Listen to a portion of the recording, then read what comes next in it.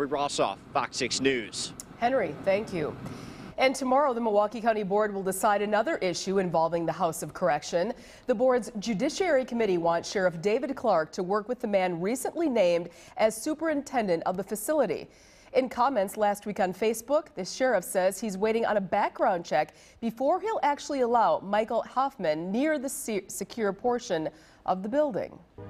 Massive plans for Milwaukee's lakefront announced today. This is a collaborative effort by the city, county, and the state. It includes plans for a new high-rise building and redesigned roads.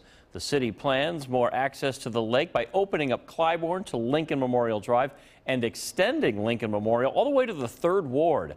The state will make necessary changes to 794, and the county is set to sell the transit center land to make way for a 44-story multi-use building, although one preservation group is vowing to fight that.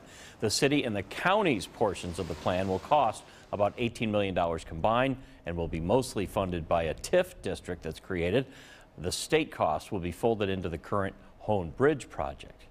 Now, that project will clearly change the look of Milwaukee. But what about its soul, its heart, its psyche?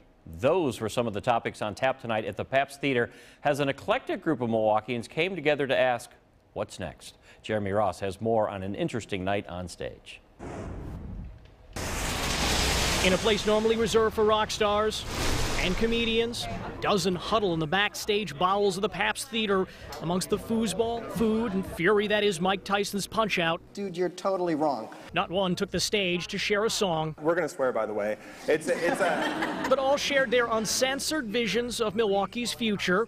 Envisioning the Seen has brought together some of the city's best and brightest over a few drinks. You're doing great, Evan. Keep these babies coming. They discussed their takes on leadership to politics. I think sometimes people are getting too polarized. It is the easiest thing in the world to do, to gripe about your politician. Oh, the politicians are not, that's not the way anything's going to happen. And complain about leadership is a waste of time. What you guys are saying is, people have to step up, be your own leader. Some praised the announcement of a multi-million-dollar lakefront development plan. Others asked, why just the lakefront? How do we do something as incredible and significant on North Avenue in the central city?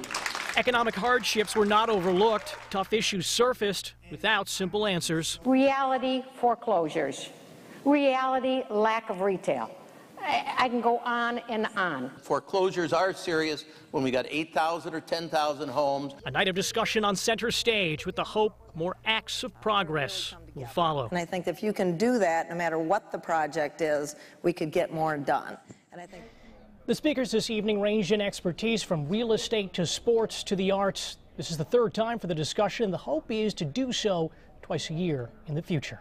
Live in the newsroom, Jeremy Ross, Fox 6 News. It's a fascinating discussion if anything ever comes of it. Until now, it's a lot of interesting talk, but there's got to be action, yes? Absolutely, and they talked about ways to implement that, but a lot of abstract thoughts really focused on that, not a lot of details, and they hope to work those details out in the future. Jeremy Ross in the newsroom, thank you.